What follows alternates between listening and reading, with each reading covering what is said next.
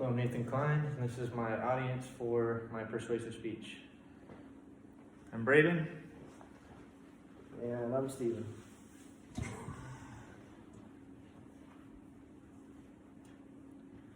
Hello, good evening. I'm Nathan Klein, and I've been independently researching the Great Pyramid of Giza for approximately 9 years now. And over the last 4,500 years, we've had tons of advances in technology, mathematics, and science, yet we still cannot fully explain how in 2500 BC the ancient Egyptians were able to create the Great Pyramid of Giza. Today, I'm going to talk to you about the Great Pyramid of Giza and why it is the greatest feat in engineering in human history. I'm going to talk to you about the construction of the Great Pyramid. I'm going to talk to you about the mathematics involved in the Great Pyramid. And I'm going to talk to you about some little known chambers inside the Great Pyramid. So first I'm going to talk to you about the construction. The Great Pyramid itself was constructed in 2500 BC under direction of the ancient pharaoh Khufu. And there was approximately 2.3 million blocks of stone used in its construction. In the article, The Mysterious Great Pyramid, written in 2017, it talks about how Egyptian writings say that it took 23 years to build the Great Pyramid itself.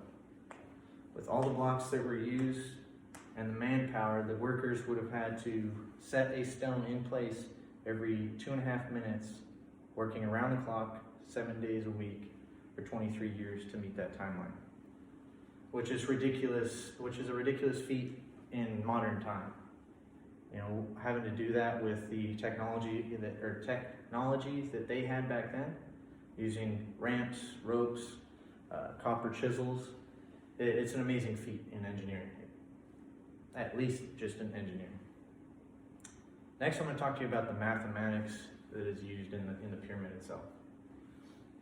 According to Johnny Ball, written in the book Wonders Beyond Numbers, A Brief History of All Things Mathematical, the pyramid itself faces north, and every corner of the pyramid is 90-degree right angles.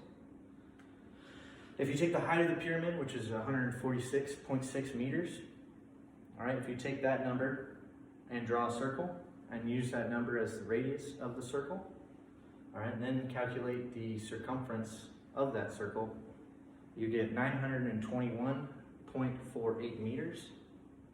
And then if you take the distance from each corner to each corner, it's 230.37 meters. Times that by 4, you get the same exact number, which is 921.48 meters. So the precision itself to move over 2 million blocks and have them perfectly aligned and have the circumference of a circle and the actual perimeter equal the same exact number is extremely impressive, even to today's standard. The corners, or the angle of the slope of the pyramid itself is exactly 51 degrees. And next I'm going to talk to you about the chambers inside the pyramid. The chambers inside the pyramid, according to Salim Ikram and Janice Collin, in their article, The Sole Survivor, there are 2 chambers to each chamber inside the actual pyramid itself. You have the Queen's Chamber and the King's Chamber. There are 2 chambers leading from those chambers inside all the way out to the perimeter of the pyramid. And those are 4x4-inch chambers. And they align perfectly with stars on the outside of the pyramid. To be able to pre-organize and calculate those 4-inch by 4-inch chambers, 4 of them, leading to different paths outside the pyramid, straight lines, is extremely impressive in itself. In Daniel Wise's article, The Great Parallelogram, he quotes Glenn Dash, a researcher of Glenn Glenn Dash's research foundation that measured the pyramid itself with linear regression analysis, that the margin of error for the pyramid is similar to what one would find in modern day construction projects. So what he's saying is that basically the margin of error was so slight and so small in the pyramid itself that today we match that standard. And they were able to do that back then in 2500 BC. They were able to do that with their limited technology.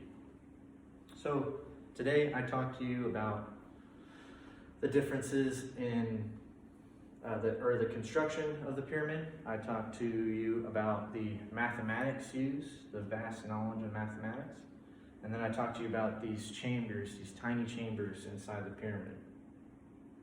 Hopefully I was able to give you guys an insight on why the Great Pyramid is the greatest feat in engineering in all mankind. Thank you for your time.